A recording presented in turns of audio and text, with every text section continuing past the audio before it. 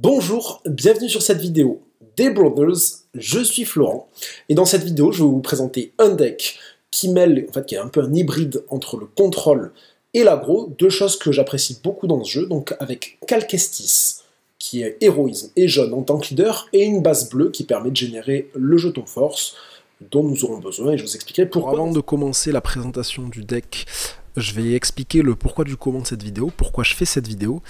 Initialement, en fait, je voulais envoyer des messages ou faire une petite vidéo avec mon téléphone comme ça, ouais, salut, ça va? À mon ami Flavien, parce que Flavien a commencé lors du 7-3, et là, avec le 7-5, il y a trop de nouvelles cartes, trop de nouvelles mécaniques, et il a du mal à trouver un deck qui lui plaît. Donc en fait, si je fais cette vidéo sur la chaîne, c'est aussi pour m'adresser aux nouveaux joueurs, aux gens qui, comme mon ami Flavien, savent pas trop quoi jouer. Alors pourquoi je pense qu'il est plutôt bien ce deck? Parce que comme j'ai dit, c'est un hybride. Donc ça mêle aggro. Déjà, cet aspect aggro, ce qui est cool, c'est que Calquestis sort quand vous avez 4 ressources, ce qui veut dire que dans 100% des games, vous allez sortir votre leader. Et ça déjà c'est cool, parce que vous allez pouvoir train la mécanique avec Calquestis, que je vais vous présenter ensuite, comment après perfectionner au maximum, ça c'est autre chose. Vous allez pouvoir le faire. C'est pas le cas de tous les decks. Moi par exemple en ce moment je traîne pas mal Yoda qui sort à 7 ressources. Il y a des parties où je me fais fumer par un deck aggro et j'ai même pas le temps de sortir Yoda. Là c'est vous le deck aggro, donc vous allez sortir Calquestis. Ça c'est une bonne nouvelle. Et en même temps de l'autre côté vous jouez des cartes contrôle. Donc je vais pas dire que c'est simple à jouer le contrôle, loin de là. Mais ce qui est bien, c'est que vous n'allez jamais être désemparé face à une trop grosse menace, déjà sachant que vous présentez une menace, et donc vous allez pouvoir gérer les menaces adverses, ce qui veut dire que vous allez trouver un petit équilibre, et vous êtes assez polyvalent, et c'est cette polyvalence-là que je veux présenter aux nouveaux joueurs, et que je pense c'est assez abordable. C'est très plaisant à jouer, c'est très satisfaisant parce que vous mettez la pression, vous gérez la pression adverse, voilà. Dédicace à toi Flav, il y a des mécaniques très cool. Sur ce, c'est parti pour la présentation. Donc, mon cher Calquestis, pour le présenter assez brièvement, donc lorsqu'il n'est pas déployé. Alors, ça compte en early, mais ce que je trouve très bien et très intéressant, c'est que vous allez le sortir et que son effet va être très utile sur le late game aussi. Parce que son pouvoir est très fort sur la partie mid-late game. Peut-être moins en early. Donc, action, utiliser la force, donc pour ça il faut avoir le jeton force, j'en parle juste après. Ce qui est bien à dire, c'est que ça ne coûte pas de ressources. Okay, un adversaire choisit une unité redressée qu'il contrôle, inclinez-la. Là où c'est le plus opti, je m'adresse aux tout nouveaux joueurs, c'est si l'adversaire n'a qu'une unité, et que du coup, en fait il choisit pas d'unité, puisqu'il en a qu'une, il choisit celle qui est redressée, et vous l'inclinez. Dans le cas où il y a plusieurs unités, évidemment, l'adversaire va choisir l'unité la moins puissante, ou celle qui a un pouvoir en attaque, etc., le moins puissant, et donc il va essayer de rentabiliser cet effet-là que vous lui imposez. Ok, ce jeton force, il est généré grâce à la base, qui a 28 points de vie, contrairement aux bases, les standards c'est 30 points de vie quand il n'y a pas de pouvoir. Vous, votre pouvoir, c'est quand une unité force a mis attaque, la force est avec vous. Qu'est-ce que ça veut dire la force est avec vous? C'est que vous générez ce jeton que vous devez consommer en fait avec le pouvoir de Calquestis ou avec d'autres cartes que je présenterai dans le deck. Calquestis évidemment est une unité lorsqu'il est déployé qui est force, et il y a plein d'autres unités force dans ce deck. Et donc en fait qu'est-ce que c'est son effet quand il est déployé? Et en attaque, un adversaire choisit une unité redressée qu'il contrôle, inclinez-la. Ça ressemble effectivement à son pouvoir lorsqu'il n'est pas déployé, sauf que là, ça ne demande pas d'utiliser la force. Donc vous le faites en fait gratuitement en attaque. Pour continuer, évidemment, la decklist, voilà, je vous laisse observer. Je vais parler de tout ça en détail juste après, des T1, T2, tout ça. Je vous laisse observer dans sa globalité. Évidemment, je tiens à rappeler que le lien SWDB est disponible en description de cette vidéo. Je ne parlerai pas du sideboard parce que c'est ni plus ni moins que du contrôle, sauf qu'il y a Dimundi et Qui-Gon Jinn. J'ai dit que j'en parlais pas plus. Et on continue. Allez, petit rappel de ce deck. En fait, c'est un deck à deux visages, comme je l'écris ici. Donc, d'un côté, comme je l'ai dit, de l'aggro avec des unités impactantes. T1 et T2. Je reviendrai sur le impactante, parce que même si de premier abord, c'est peut-être pas ce qu'on se dirait, vous allez voir que ça a un réel impact par rapport à ce deck. Et donc un leader qui sera 4 ressources, ce dont j'ai parlé précédemment, Donc c'est ça qui rime avec l'aggro, c'est vraiment il sort vite, et on a une unité en plus sur le board, ce qui va déranger les decks contrôle. Du coup, nous aussi on a du contrôle, et du coup une capacité de leader qui ralentit, c'est ce que je disais précédemment, c'est que sa capacité à Cal-Kestis, elle va être utile évidemment en early, mais là où elle va être aussi impactante, c'est en late game, quand l'adversaire joue des grosses unités et qu'il en a peut-être pas beaucoup, et que le fait d'incliner une grosse unité, bah, c'est super impactant aussi dans une game. Et donc toujours dans l'ADN de l'aggro, on a une consistance en late game justement, et nos grosses unités qui sont elles aussi aggro en late game ont aussi un côté contrôle, même si encore une fois, peut-être de premier abord, on se dit que c'est peut-être pas du contrôle, vous allez voir qu'on peut en tirer parti d'un certain aspect contrôle.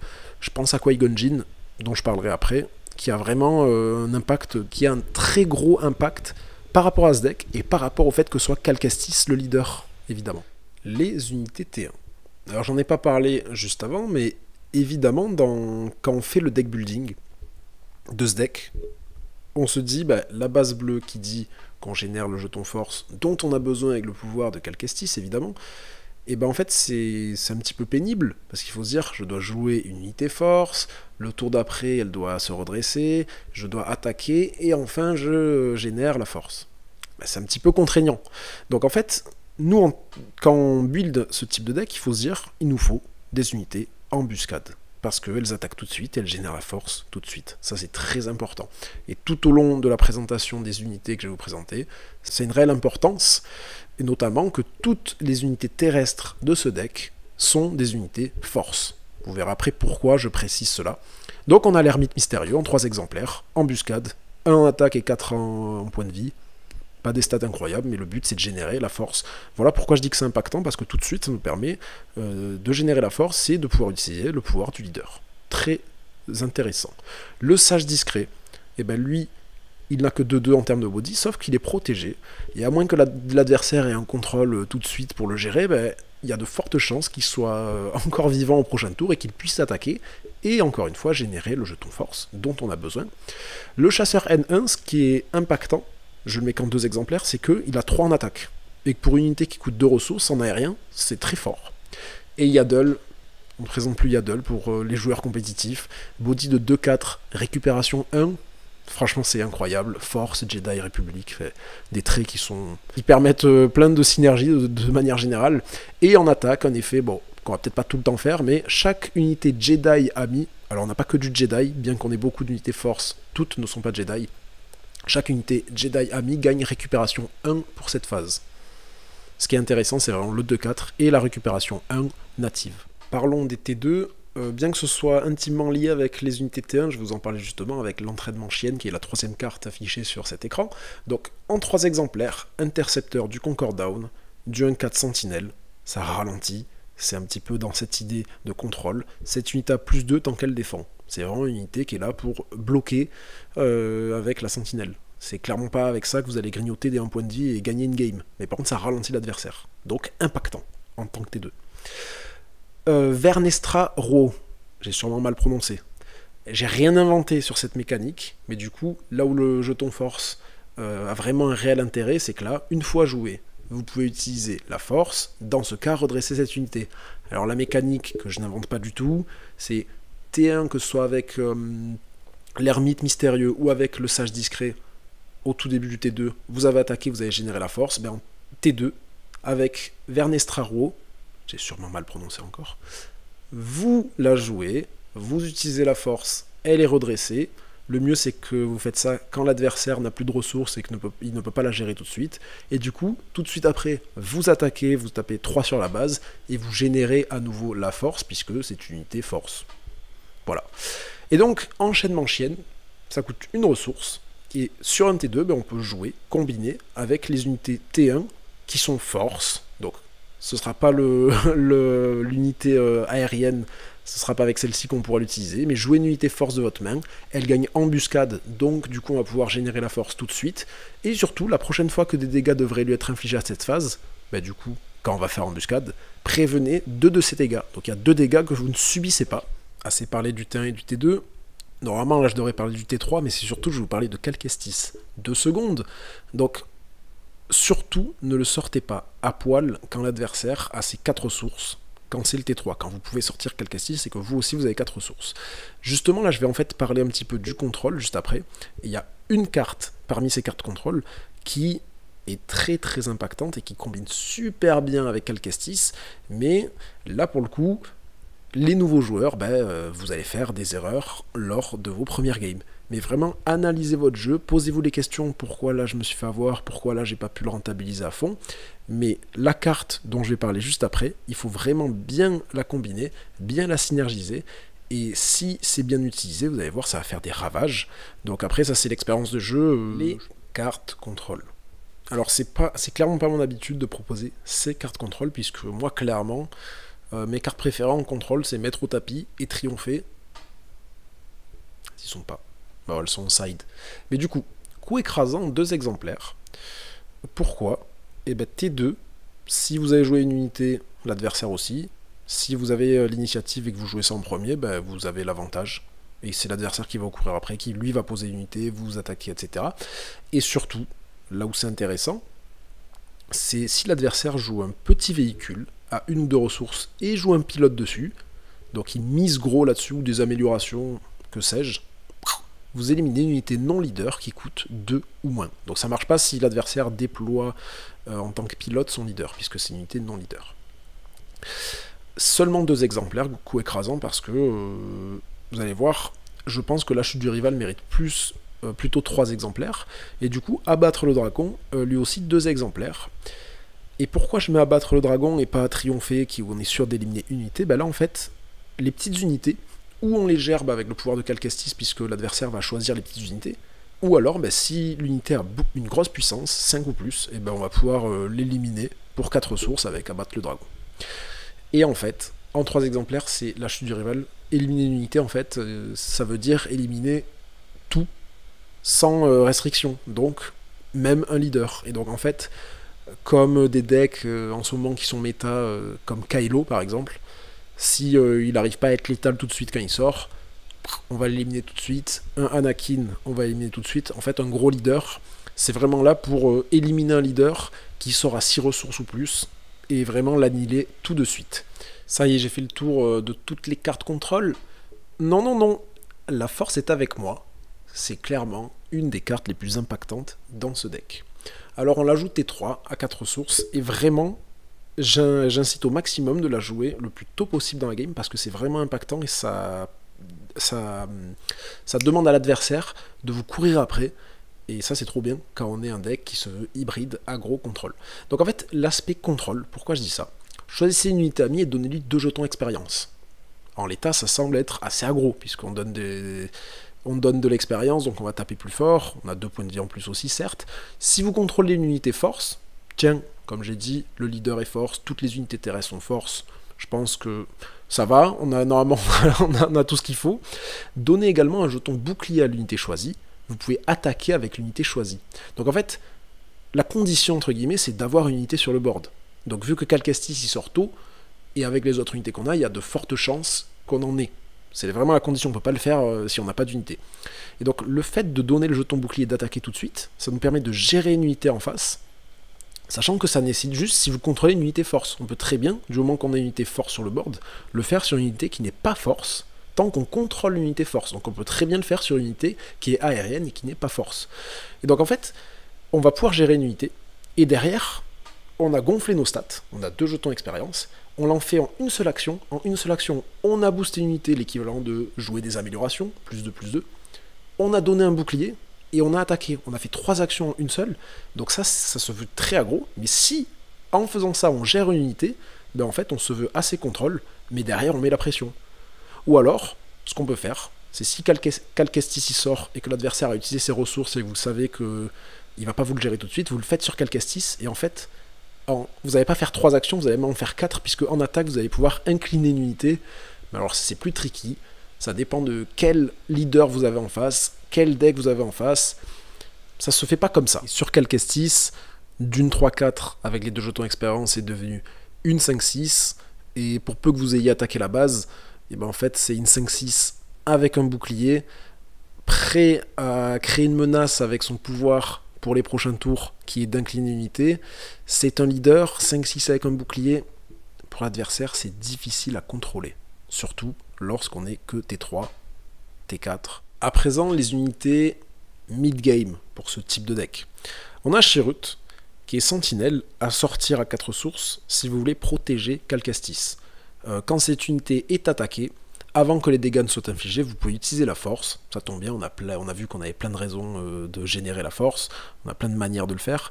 Dans ce cas, l'attaquant a -2 pour cette attaque, ce qui va faire que notre Cherut, il a vraiment moyen d'être très résilient et de tenir et de protéger Calcastis un maximum de temps. Ahsoka Tano.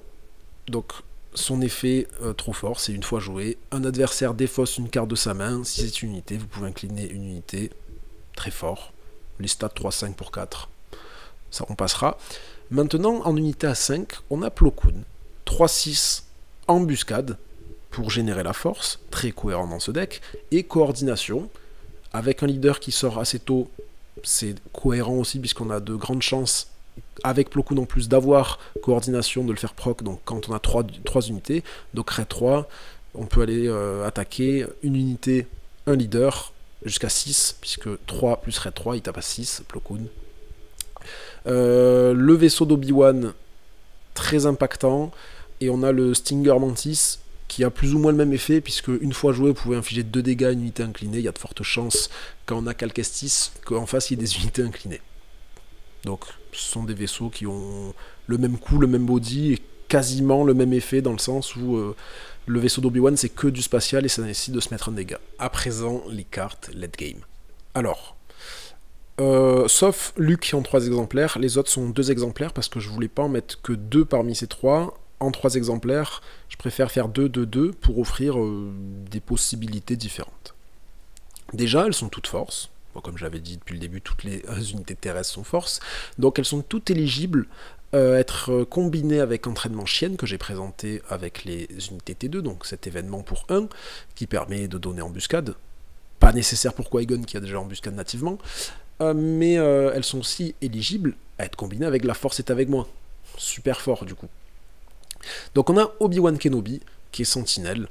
Peut-être pas destiné à protéger Calcastis parce que sûrement qu'il sera sorti, qu'il sera éliminé avant. Si c'est le cas qu'il est encore en vie, ben alors oui, il va protéger, mais c'est pour ça que je le mets pas en 3 exemplaires, et seulement 2, pour laisser la place à Anakin en 2 exemplaires, qui lui aussi a un impact en tant que contrôle, donc tout comme Obi-Wan qui est sentinelle, qui va ralentir, qui va contrôler. Anakin, une fois joué, s'il y a une carte héroïsme dans votre défausse, vous pouvez donner -3/-3 à une unité pour cette phase. Et ben du coup le père de Luke a plus ou moins le même effet, en un peu moins fort puisque là du coup on n'aura pas de carte infamie dans notre défausse, mais en revanche on a des stats de 5-7 qui sont assez aggro, et donc du coup avec un effet un peu contrôle. Qui-Gon Jinn, 7-5, des stats très aggro, mais en revanche embuscade, bon on génère la force, c'est cool, en late game ça peut être bien pour incliner après une grosse unité, mais une fois éliminé, vous pouvez choisir une unité terrestre non leader, son propriétaire la met sur ou sous son deck, et bien ça peut être très fort pour gérer 2 unités, aller taper à 7 sur une unité, une grosse unité en face, l'éliminer parce que 7, c'est quand même des gros dégâts, et si Qui-Gon meurt tout de suite parce que l'unité en question tape plus de 5, puisque Qui-Gon Jinn n'a que 5 points de vie, et bien on peut faire l'effet une fois éliminé, tout de suite, et donc du coup on gère 2 unités en une, et ça c'est très très fort. Dans le cas où Qui-Gon il survit, c'est quand même une très grosse menace parce que 7 en attaque, ça commence à peser. Et du coup Luke, 6-7, récupération 3, une fois joué, donnez -3/-3 à une unité ennemie pour cette phase. Si une unité amie a été éliminée à cette phase, donnez -6/-6 à cette unité ennemie à la place. C'est trop fort. C'est vraiment trop fort. Donc dites-vous que si une de ces unités survit en late game et que vous lui faites la force est avec moi, ça devient vraiment une menace très très crédible qu'on peut renforcer avec une carte que je vais vous présenter juste après. Cette carte, elle est en un seul exemplaire, et vraiment si vous la piochez au tout début, gardez-la parce qu'elle est qu'en un seul exemplaire, vous ne pourrez pas la piocher plus tard si vous la mettez en ressources ou si vous faites mulligan. Intention cachée, l'unité attachée gagne, cette unité ne peut pas être capturée, éliminée ou renvoyée dans la main de son propriétaire par des capacités de carte ennemie. Donc elle ne vous protège pas du fait d'être inclinée. Voilà, sachez-le. Et si une carte ennemie dit éliminer une amélioration, cette carte intention cachée, elle peut sauter, donc ça ne vous protège pas de tout. Mais en revanche, Déjà, si sur le late game vous jouez une des 4 cartes précédentes late game de ce deck, vous pouvez jouer Intention Cachée, par exemple un Luc. Si vous mettez Intention Cachée, ben ça va être dur d'aller le chercher, sauf avec une embuscade qui tape à 7. Franchement, il va être costaud, donc ça va présenter une très grosse menace, comme j'ai dit, une menace crédible, là, plus que crédible, parce que là, vraiment, l'adversaire, il va vouloir... faut vraiment qu'il y ait la carte de son deck qui peut vous counter. Sinon, ben, il va avoir un Luc qui va taper à 6 tous les tours et qui va faire récupération 3. Donc ça, c'est embêtant pour lui. Mais quand je vous dis que si on la pioche en early, il faut la garder. Pourquoi ? Revenons à la situation que j'avais présentée tout à l'heure, où on sort Calquestis, et on joue La Force est avec moi, on tape la base, et du coup on a un Calquestis qui d'une 3-4 passe en 5-6, a un bouclier, et en tant que leader, il ne peut pas se faire éliminer par les cartes qui disent éliminer une unité non leader. Donc il faut vraiment ou qu'il y ait une carte qui dise éliminer par rapport à un nombre de points de vie restants, ou éliminer une unité, la chute du rival. Si il est comme ça, Calquestis, il faut vraiment que l'adversaire il ait une carte à 6 ressources et la chute du rival. Si, quand il y a 5 ressources, vous jouez Intention Cachée, vous le rendez vraiment intuable, votre Calquestis. Il faudrait vraiment que l'adversaire il ait embuscade, saboteur. Enfin voilà, selon le type de deck qui est en face, c'est quasiment impossible qu'il vous sorte une carte comme celle-ci. Et donc là, vous êtes aggro parce que vous allez attaquer tout le temps, vous allez toujours avoir le lead de la game. Et derrière, vu que Calquestis incline une unité adverse, ben vous allez toujours contrôler et gérer une partie des menaces adverses. Et c'est très très fort. Cette carte Intention Cachée, je ne peux pas la mettre en 3 exemplaires, parce que sinon ça floute le deck.